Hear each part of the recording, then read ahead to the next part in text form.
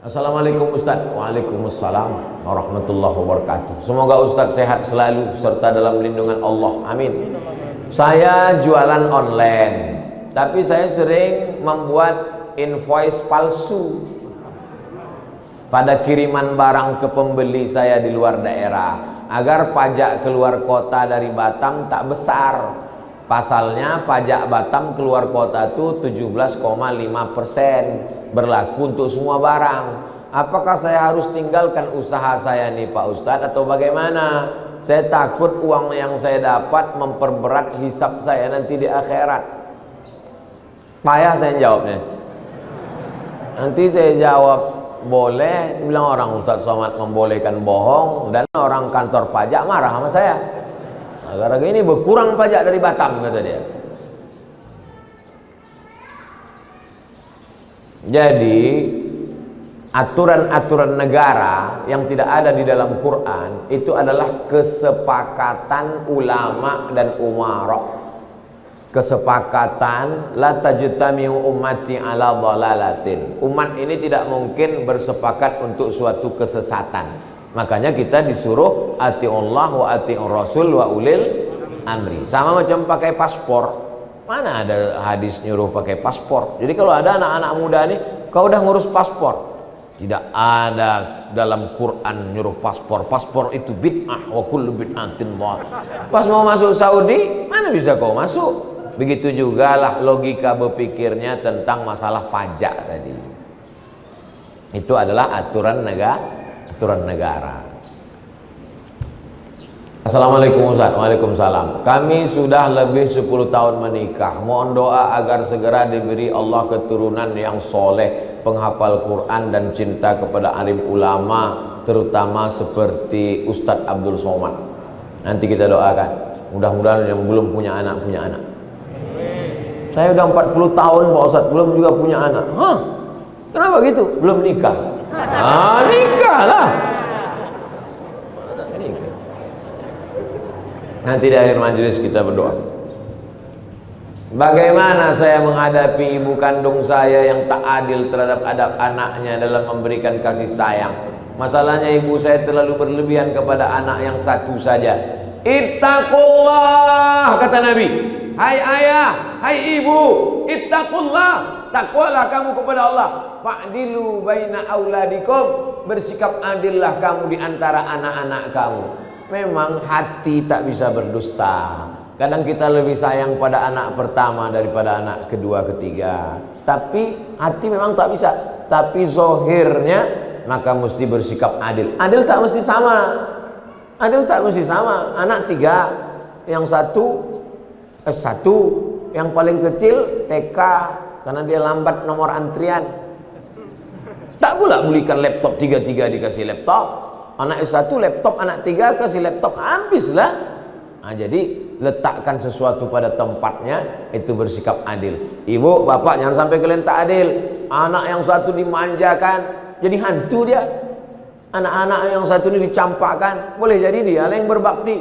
Jadi kita tak tahu entah mana buah hati, belayan jiwa, permata-permata ini yang akan menolong kita di hadapan Allah. Yang pasti anak-anak kita itu adalah amal jariyah, waladun solihun, anak soleh. Bagaimana hukumnya orang meninggal dan belum jelas karena virus corona, sementara langsung dikubur, tak dibuka baju dan pampersnya? Dan kalau memang jelas corona, apakah termasuk mati syahid? Hai pegawai-pegawai, dokter-dokter, bidan-bidan di rumah sakit, kalian akan dituntut di hadapan Allah seperti aku juga akan dituntut dalam setiap ucapanku ini. Ma yalfizu min qaulin, semua cakap yang keluar dari mulutmu Abdul Somad, kau akan dituntut. Maka begitu juga kau saudara-saudaraku akan dituntut. Apakah kau amanah atau kau curang di situ? Apakah betul atau hanya kau permainkan di situ? Maka setiap akan diminta latus alunna yauma idzin anin na'im. Inna sam'a, telinga, dengar baik-baik Pak Dokter, dengar baik-baik Bu Perawat. Wal basar, pandang tengok baik-baik. Apakah betul ini kena Covid atau tidak? Wal fuad, pikir baik-baik. Kau dapat berapa di dunia ini? Di akhirat nanti pertanggungjawabannya macam mana? Hisabnya, titian siratal mustaqimnya, azab kuburnya, nikmat sesaat. Setelah dapat kau pastikan bahwa ini Covid, katakan Covid. Kalau tak Covid, balikkan ke keluarganya biar bisa diselenggarakan jenazahnya. Kalau ini memang betul Covid, maka ada petugas jenazah pakai baju astronot, bersampul semuanya, buka pampersnya karena ada najis di situ, lalu kemudian tayamumkan karena tak bisa dimandikan. Maka secara fikih orang yang kena penyakit menular ditayamumkan. Walaupun kau pakai plastik, pakai baju astronot, ambil tanah, pukulkan, sapukan ke mukanya sekali, sapukan. Jangan takut kena matanya, tak akan berkedip. Sapukan ke tangannya, setelah itu pakaikan kain kafan, setelah itu bungkus plastik, karena dia adalah saudaramu. Kami berterima kasih kepada kalian, Bapak Bidan, Bapak Dokter, Ibu Bidan, Ibu Dokter, karena kalian sudah menyelamatkan. Kalianlah ujung tombak perjuangan. Kalau kalian amanah, maka semua pahala kalian dapat. Tapi kalau kalian berkhianat, maka sesungguhnya dosanya juga akan berlipat-lipat. Kenapa? Karena mereka melaksanakan fardu kifayah. Fardu kifayah sudah mereka laksanakan. Lalu kemudian dikuburkanlah. Adapun sholatnya bisa diletakkan di keranda lalu sholat. Takut dibawa ke masjid menular sholat. Allahu Akbar. Bahkan di dalam mobil ambulan pun bisa. Di dalam buka pintu jendelanya, dari luar tuh Allahu Akbar. Di tepi kubur sebelum dimakamkan diletakkan di atas kayu, sholatkan. Setelah itu baru dimasukkan ke dalam. Hanya masalah mandi saja bisa diganti dengan tayamum. Adapun sholat jenazahnya tetap. Nah, pula tak kalian sholatkan. Gimana udah sholat jenazah? Kami buat webinar aja Pak Ustadz. Mana pula sholat online?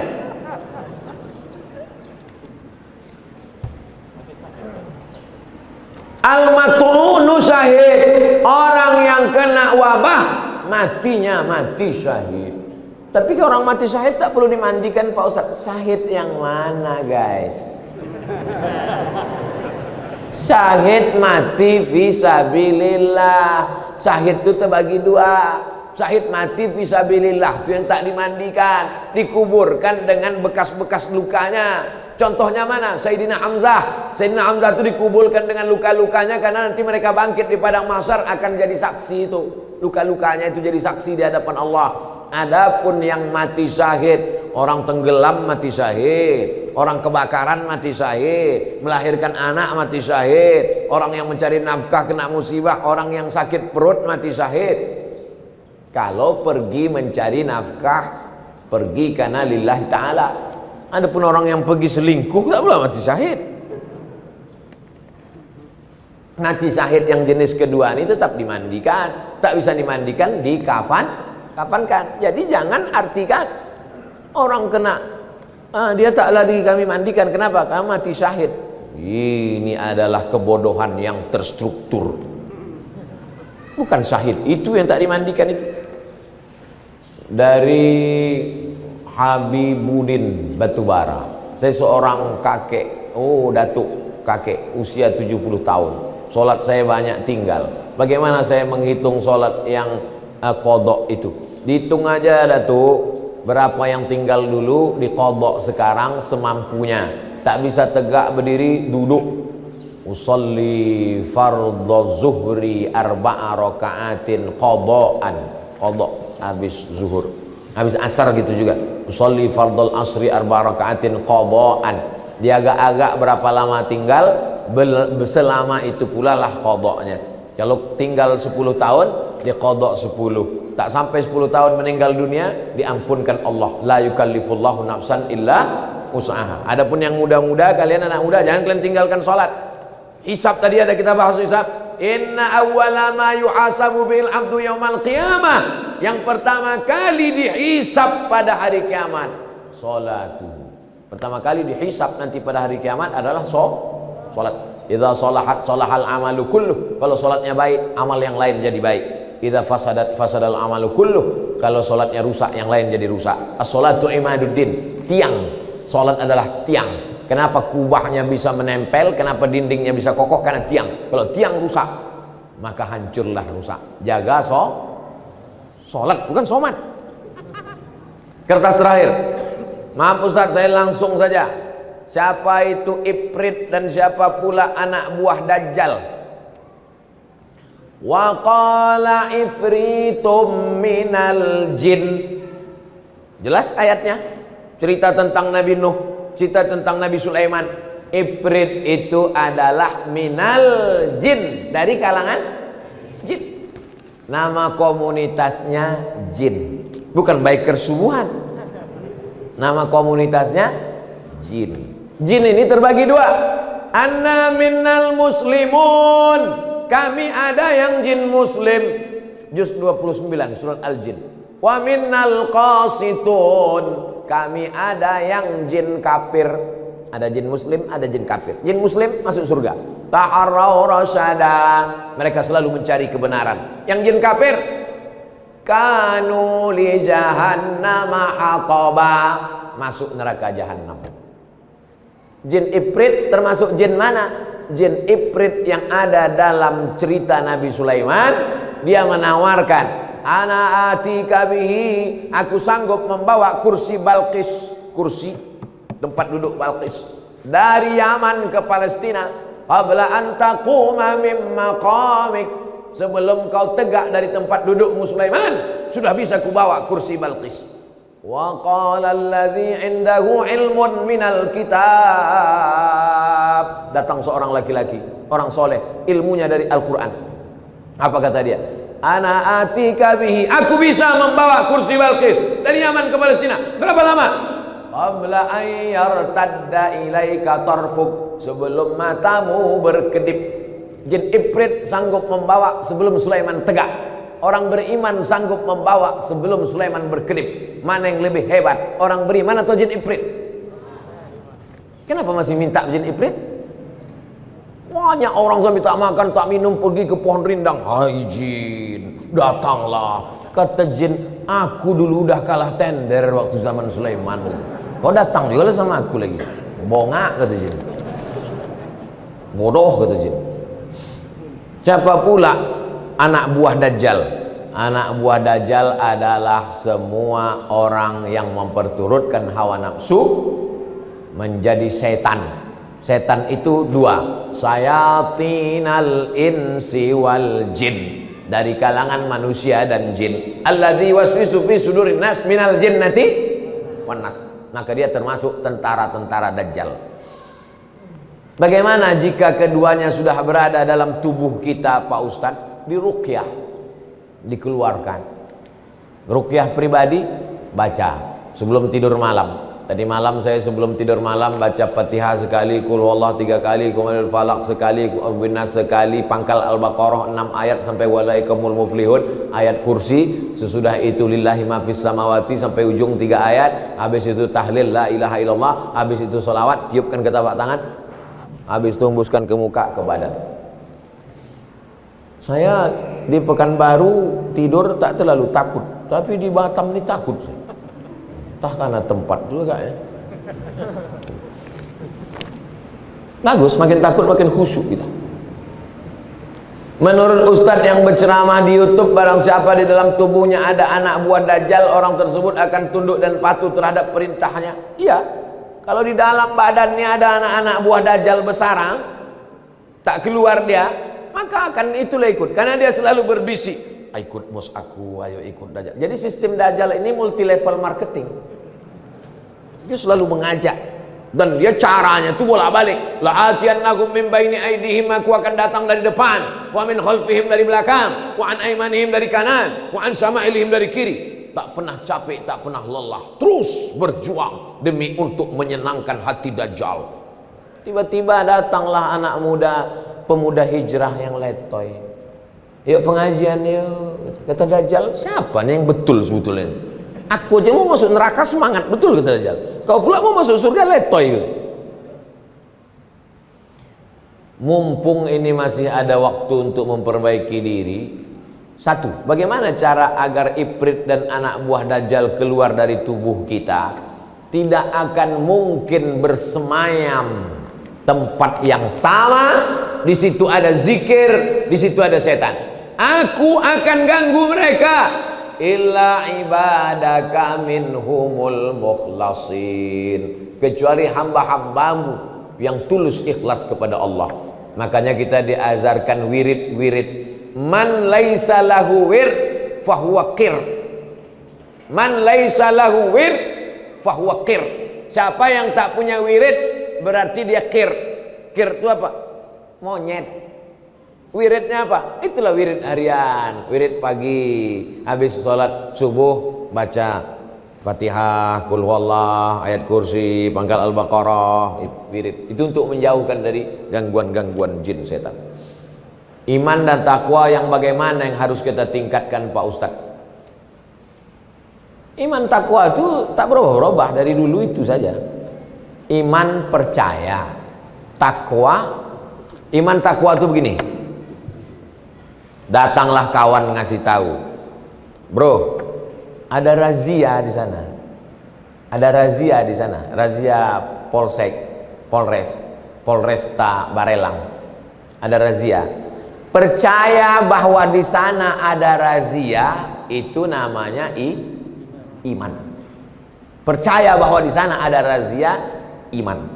Karena kau percaya bahwa ada razia, lalu kau buka dompetmu, kau mau melihat ada tak SIM dan STNK, sudah bayar pajak, lalu kemudian pakai helmnya bunyi klik, habis itu naik. Kesiapan dirimu dengan STNK, pajak, SIM, helm, siap melewati. Kesiapan itu namanya takwa. Paham hubungan iman dengan takwa? Paham. Nah, sekarang ada anak muda dikasih tahu kawannya, bro, kau mau ke kampus? Iya. Ada razia di sana. Razia ya? Iya. Ah, gitu deh. Jalan aja dia. Itu namanya orang beriman tapi tak bertakwa. Percaya kau ada Allah? Percaya. Percaya kau ada malaikat? Percaya. Percaya kau bahwa nanti hari kiamat? Percaya. Percaya kau bahwa ada hisab bangkit di kubur? Percaya. Percaya kau bahwa ada surga neraka? Percaya. Apa yang kau siapkan? Tengok nanti aja lah. Itu namanya beriman tapi tak bertakwa. Makanya bunyi ayatnya 3. Ya ayyuhalladzina amanu. Setelah beriman, ittaqullah.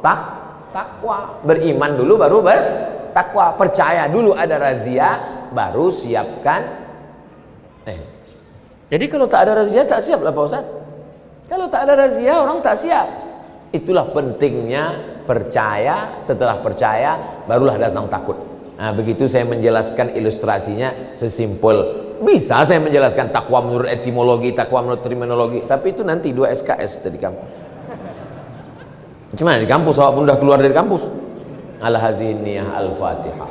A'udzubillahi minasyaitonirrajim. Bismillahirrahmanirrahim. Alhamdulillahirabbil alamin. Rahmanirrahim. Maliki yaumiddin. Iyyaka na'budu wa iyyaka nasta'in. Shiratal mustaqim. Shiratal ladzina an'amta 'alaihim ghairil maghdubi 'alaihim waladdallin. Amin.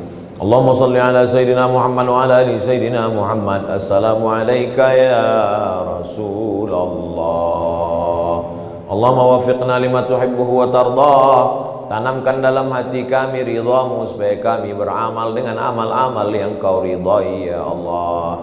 Allahumma aktib lana bi husnil khatimah. Selamatkan kami ketika malaikat mencabut nyawa kami dengan husnul khatimah. Keluar dari mulut kami la ilaha illallah Muhammad Rasulullah.